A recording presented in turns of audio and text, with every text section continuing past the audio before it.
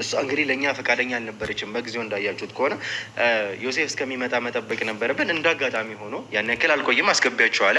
ከእኛ ጋር እያወራች በነበረበት ሰዓት አቶ ዮሴፍ ወይም ደግሞ ዶክተር ዮሴፍ የተባለው ሰው አንኳኩቶ ገባ።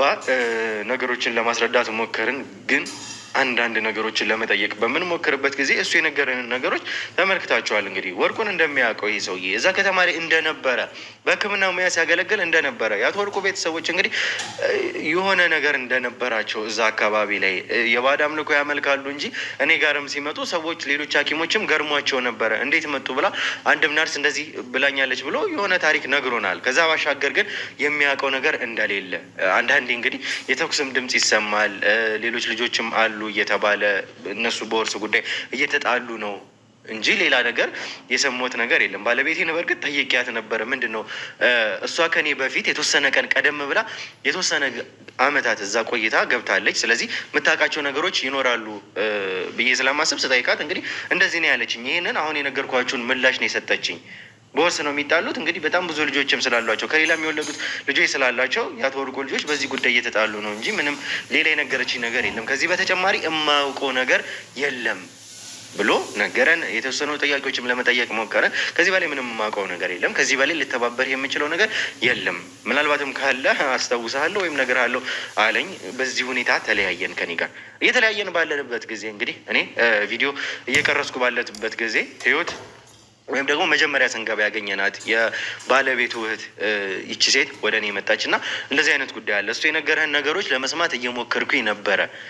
አብዛኞቹ ነገሮች ግን እንደዛ አይደሉም። ከዛ ከተማ የወጡበት ሁኔታ ራሱ እንዳለው በገንዘብ ተከፍሎት እንግዲህ ድርሻችን ተሰጥቶን ከተማ ገብተን ቤት ገዛን ነው እሱ ያለን። እንደ ተመልክታችሁት ያለፈው ቪዲዮ ላይ እንግዲህ እንደዛም ሁኔታ አልነበረም። የወጡበት ሁኔታ በጣም ከባድ ሁኔታ፣ ግርግር ተነስቶ በከባድ ሁኔታ ከዛ እንዲወጡ ተደረገ እንጂ በዚህ ሁኔታም አይደለም ማለችን። ይሄ ማለት በጣም እንግዲህ ከባድ ነው። በጣም ብዙ ያሸን ሚስጥሮችም ስላሉ ባለቤት የት ነች በምንልበት ጊዜ እንኳን ክፍለ ሀገር ሄዳለች ብሎ አንድ ስልክ ሰጥቶ ነበረ። ያን ስልክ ለመሞከር እንግዲህ በምንሞክርበት ጊዜ ያ ስልክ አይሰራም፣ ዝግ ነው፣ የማይሰራ ስልክ ነው የሰጠን። እንግዲህ የተቻለንን አቅም እሷን ለማግኘት እንሞክራለን። አሁን ግን ከሁኔታዎች አንጻር ይቺ ልጅ በጣም ብዙ የምታውቀው ነገር እንዳለ ይቺ ህይወት የተባለችው ልጅ ይሰማናል። ስለዚህ እንግዲህ ከእሷ በጣም ብዙ ነገሮች ማድመጥ የምንችለው ነገር ያለ ይሰማናል። ህይወት የተባለችውን ሴት ከዛም ውጭ እንግዲህ የዚህን ሰው የዮሴፍንም ባለቤት ማግኘት ይኖርብናል። እንግዲህ የተቻለንን በሙሉ እናደርጋለን። እንግዲህ አሁንም ቢሆን ወደኋላ የምንልበት ምንም ምክንያት የለም። እንግዲህ ሙሉ አቅማችንን ተጠቅመን ወደዚህ ጉዳይ ላይ ገብተናል። አሁንም ቢሆን የተቻለንን በሙሉ እስከ መጨረሻው እናደርጋለን። ዱዓችሁ፣ ጸሎታችሁ በሙሉ ያስፈልገናል። ውድ ቤተሰቦቻችን ይህንን ቪዲዮ እስከ መጨረሻው ድረስ ተከታተሉ። እስከ መጨረሻው ድረስ ስትከታተሉ ደግሞ ላይክ፣ ሼር፣ ሰብስክራይብ ማድረግ እንዳይረሳ። ብሩክ ነኝ። ዱካሾ ላይ እንገኛለን። መልካም ቆይታ። صوتي مع صبغة جارنيه ما بدأت اليوم، كان دايم حاضر بكل فرحة وتغيير.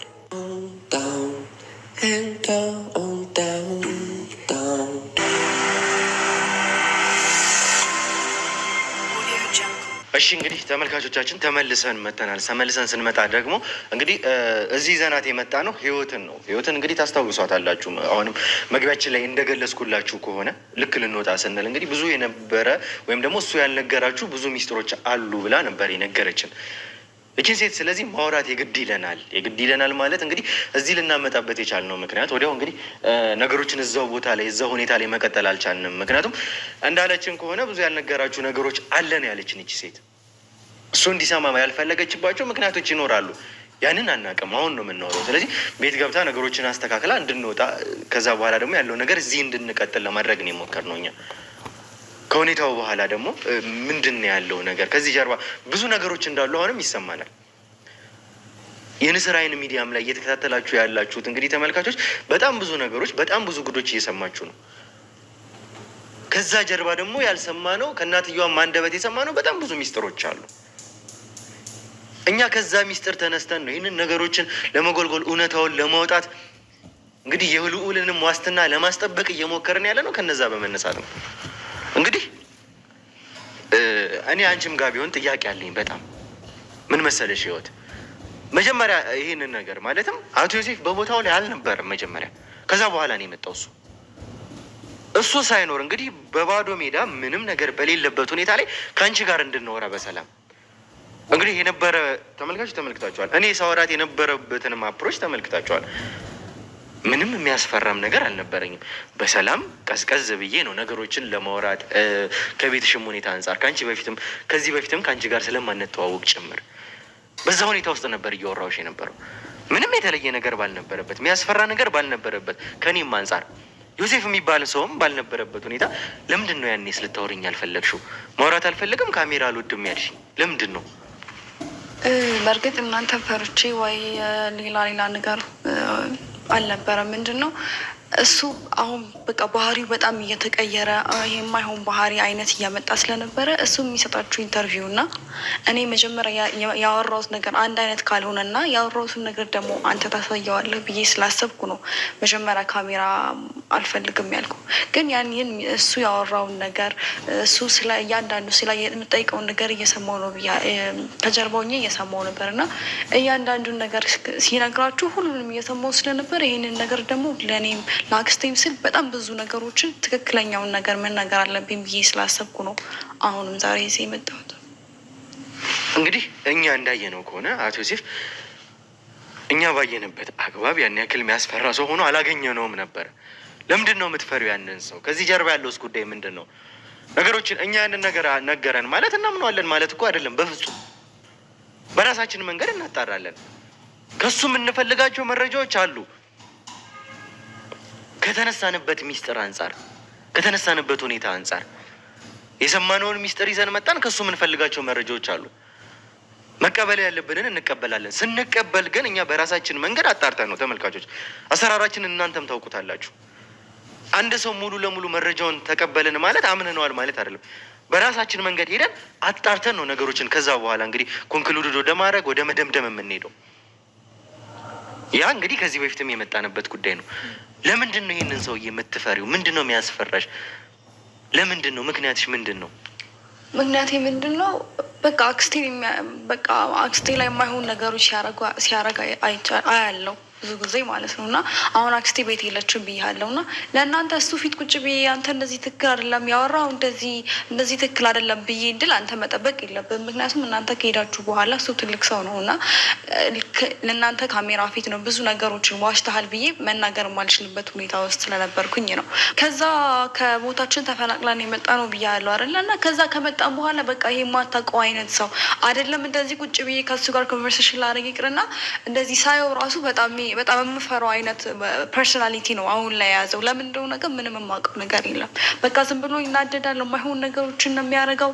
ይሄ ሳውራ ደግሞ በተለይ ደግሞ አሁን አክስቴ የለችም ብያለሁ እና አክስቴ ጋርም እንዳልሄድ አክስቴ ጓደኛዋ ጋር ነው ተጠልላ ያለችው እና እኔ የሚሄድበትን ቦታ ስላጣው ነው እንጂ የተቀመጥኩት እዛ ጭራሽ ቁጭ ማለት አልፈለም። ምክንያቱም የማይሆን ፊት በቃ ከዛ ከተፈናቅለን ከመጣን በኋላ በቃ የማይሆን ፊት እኔንም እንደ ጠላቱ እስከ ማየት ድረስ ነው እየደረሰው ማለት ነው።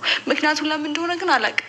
አክስቴንም ከዛ ከመጣን በኋላ በቃ ጭራሽ እዛ የነበራቸው ፍቅር እዛ የነበራቸው ጥሩ ነገር ጭራሽ ጠፍቷል እዚህ ከመጣን በኋላ ማለት ነው። እሷንም ስልክ ለምን አሁን ስራ ትሰራለች እና ስራ ቆይታ ምናምን ስልክ ለምን አናነሳሹ ምናምን በሚል በቃ ይሄ ተራ የሚባል አይነት ነው ይዘን በቃ ከእሷ ጋር ለመጣላት ምክንያት የሚፈልግ ሰው የለም። በቃ እንደዛ አይነት ሰው ሆኗል። ያንን እያየው አክስቴ ስንት ነገር ሲመታት የማይሆን ነገር እያረጋት በቃ እኔ ማለት በቃ በጣም የተቀየረው ከምነግርህ በላይ እና ይሄንንም ስላየው ነው ለእናንተ እውነቱን ለመናገር በጣም የፈራሁት። አሁን ራሱ ይሄን እንደዚህ ካየው በኋላ ያው እናንተ የሆነ ነገር እንትን ትሉኛላችሁ ብዬ ነው እንጂ ከዚህ በኋላ እዛ ቤት ራሱ አርፋለሁ ብዬ አላስብም። ምንድን ነው ምክንያቱ? ያልገባኝ ነገር እሷን እንደዚህ ለማድረጉ አሁን ከአንቺ አንደበት እየሰማሁ ያለሁት ነገር ከዛ ከመጣ በኋላ እንደዚህ ተቀይሯል ነው እያልሽኝ ያለሽው? ምንድን ነው ምክንያቱ? እሷን እንደዛ ለማድረጉ እሷን ለመምታቱ ምንድን ነው በመሀል ላይ የተፈጠረው ነገር? ከዛ ከመጡ በኋላ እዚህ ጋር ያለው ነገር ምንድን ነው? እሱ ሊቀየር የቻለበት ምክንያት እንግዲህ እኔ አላውቅም። ከሱም የሰማነው ነገሮችንም ለማየትም ለማረጋገጥም ስንሞክር ዶክተር እንደሆነ ሰምተናል። እኛ እንግዲህ የተማረ ሰው ነው ብለን የምናስበው ሰው ነው። የተማረ ሰው ሲባል ደግሞ በቃ የሚኖረው የራሱ ማቹሪቲ ሌቭል ይኖራል። ምንድን ነው ታዲያ ከዚህ ጀርባ ያለው? ለምንድን ነው እንደዚህ ሊያደርግ የቻለበት ምክንያት? ለምንድን ነው እሷን የሚመታት? እሷን የሚመታበትን ምክንያት እኔም ግልጽ አልሆንልኝም። እኔም ለመጠየቅ ሞክሬያለሁ። ለምንድን ነው እንደዚህ አይነት ነገሮች የሚፈጠሩት? በመሀላችሁ ያው እኔ ታናሽ ነኝ ብያለሁ እና ከእነሱ እድሜ ትንሽ ያነስ ስላለሁ እና ያለውን ነገር ቁጭ ብላችሁ መፍታት ካለባችሁ ያለውን ነገር ቁጭ ብላችሁ ሰልፍ ማድረግ እንጂ አንተም የተማርክነ ምናምን ብዬ እሱን ለመናገር ትሞክር ጭራሽ ለአክስትሽ አግዘሽ እኔን ለመናገር ትሞክሪያለሽ ብሎ ደግሞ ጭራሽ ወደ እየዞረብኝ ነው እስቲላው ማለት ነው። አይረሳም ነገሮችን። ይሄ የሚያብሰለስል ሰው ነው። አንቺ እንደዚህ ብለሽኝ አሁን አክስቴ ቤት የለችም እና አንቺ እንደዚህ ብለሽኝ የለ እንዴ ምናምን ብሎ ሰሀት ኖር እኔን የመጨቆን አይነት ነገር እና ከዛ ከገጠር ከመጣን በኋላ ራሱ እኔ ያው ለትምህርት ነው እንትን እዛ የነበርኩት እና ከዛ ከመጣን በኋላ ራሱ እሱ ነው ጎትጉቶ ከዛ እንድንወጣ ያደረገው። በቃ መሄድ ካለብን እንሂድ ምናምን ውስጥ የመፍራት አይነት ነገር ነበር በሰዓቱ እዛ እያለን የነበረው። ማንን እንደሚፈራ ምን እንደሚደብቅ አላውቅም። ኢቨን እዚህ መተን ራሱ በቃ ምንም ሰውየው ሰላም የለው። ስለምን እንደሚያወራ አስታውላው ይሁን አይሁን አላውቅም፣ ግን የሆነ ሲያወራም ይሄ ቀስ ብሎ የማውራት ነገር እሱ ደፍነት የማስመሰል ነገር ነው። አንድ ሰው እኮ ግዴታ ስለተማርክ ሁሉንም ነገር ታውቃለህ ማለት አይደለም። ምክንያቱም የሰው ልጅ ነው፣ ጭንቅላት ውስጥ በጣም ብዙ የሚመላለሱ ነገሮች ይኖራሉ እና ያንን ነገር የነዛ ጫና ነው በቃ ከአክስቴ ጋር የስራው መብዛት፣ ከዛ ቦታ ደግሞ ተፈናቅለን ወይም ደግሞ በግድ ከምነግር በላይ ነው ወደዚህ ያመጡን። በቃ እኛ ሳንፈልግ ፍላጎታችን ሳይሆን ሁሉም ነገር የጨረሰው እሱ ነበር በሰዓቱ ማለት ነው። እሱ ነው እያንዳንዱን ነገር ወረቀት ኢቨን እኛ ዝም ብለን ነው ወደዚህ ራሱ የመጣ ነው ምንም ነገር ሳኒስ ማለት ነው። በቃ በአስቸኳይ መውጣት አለባችሁ በቃ እሱ አክስቴን ይገፋፋታል። እኔ ምንም ማለት አልችልም በሰዓቱ ምክንያቱም መብቶ የለኝም። እኔ እነሱ ጋር ለጊዜያዊ ነው ያረፍኩት በሰዓቱ እና በቃ መሄድ ካለብን እንሂድ ምናምን ብሎ አቻኩሎ ወደዚህ ያመጣ ማለት ነው። እና እሱ የሆነ ነገር ለመደበቅ እየሞከረ ነው። ያንን ነገር ደግሞ ለመደበቅ ሲሞክር ነገሮቹ እንዳይታወቅበት ግዴታ አክስቴ ላይ የሆነ ነገር ማድረግ አለበት። አንቺ እንደዚህ ነሽ ብሎ ደግሞ በቃ እሷን የማይሆን ነገር እያረገም ነው በቃ ያለው ማለት ነው። አሁን ላይ እንደዛ ከሆነ አንቺ እያልሽኝ ያለሽው ሁኔታዎች ዲፊኒትሊ እዚህ ያሉት ነገሮች በሙሉ ወደ አስፈሪ ሁኔታ ተቀይረዋል። እሷ ራሱ እዛ ሄዳለች፣ እኔም ማረፊያ ስለሌለኝ ነው የቆየሁት ነው ያልሽኝ። እዛ ከተማ ደግሞ የተወለዳችሁበት ያደጋችሁበት ከተማ ነው። ዘመድ አዝማድ፣ ቤተሰብ፣ ወገን ይኖራል መቼም።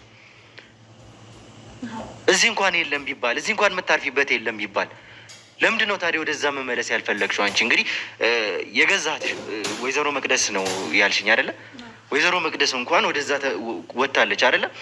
ታዲያ ወደ ነበራችሁበት ቤተሰብ፣ ወደ ነበራችሁበት ሀገር፣ ወደ ነበራችሁበት ከተማ ለምንድን ነው ታዲያ ያልተመለሽው? ማለት እንዲህ በጣም ወደዛ ለመሄድ ሳናስበው ደግሞ ሳንቀርተን ሳይሆን እዛ ስንመለስ ምን አለን ነው። አሁን ከዚህ አንድ ሰው እኮ ራሴን እችላለሁ ብሎ አክስቴንም እንደምታየት እሺ የኔ እንኳን ተማሪ ነኝ እና እሷ እንኳን በቃ ብዙ ነገርህን ጥለህ ትዳር ብለህ ነው አንድ ላይ ጠቅልለህ የወጣኸው አይደለ? ጠቅልለህ ስትወጣ ደግሞ በቃ ራሴን እችላለሁ ነገሮችን ሶልቭ ማድረግ እችላለሁ ብለህ እስከወጣህ ድረስ ደግሞ መመለስ የሚባለውን ነገር ለእሷ በጣም ይከብዳታል። ምክንያቱም የማይሆን ይሄ በቃ ተመልሰህ እዛ ሄደክ ለመኖር ራሱ በጣም የሚያስቸግር ሁኔታ ላይ ነው አሁን ያለው እዛም ስልክ መደወል ምናምን ችዬ ነበር እና እዛ ደውዬ ባወራበት ሰዓት ምንድን ነው በቃ እዛ ለሚኖሩትም በቃ የሚያሰጋ አይነት ነገር ስለሆነ እኔ ሄጄ ለመመለስ እዛም ጭራሽ አላስብም። እኔ እናቴ በህይወት የለችም እና እንዳልኩ አክስቴ ነው የምታሳድገኝ። እናቴ በልጅነቴ ስለሆነ የሞተችው። አክስቴ ማለት ወይዘሮ መቅደስ ነች የዮሴፍ ባለቤት እና እሷ ናት ከልጅነቴ ጀምሮ ብዙ ነገር አድርጋልኝ አብራኝ በጣም ብዙ ትልቅ ችግሮችን አብሬያት ያለፍኩት ከእሷ ጋር ነው እና እናቴ ማደራ የሰጠቻት ለእሷ ስለሆነ ምንም የምመለስበትም ዘመድ የለኝም በሰዓቱ ማለት ነው። እና ከእሷ ጋር በጣም ክሎዝ ነን። በጣም ብዙ ነገሮች አውቃለሁ። ዮሴፍ ለምንድን ነው የሚያታሽ ነው የሚባሉትን እያንዳንዱንም ነገር ለመጠየቅ ሞክሬያለሁ። ግን ይሄ አንቺን አይመለከትሽም ትምህርትሽን ምናምን የሚባል ነገር ስላለ ያንን ነገር እንትን ስለምትለኝ በቃ እኔም ብዙ እሷን ማስጨነቅ አልፈለግኩም እና በቃ ያለኝ ቤተሰብ እሷ ብቻ ነች እና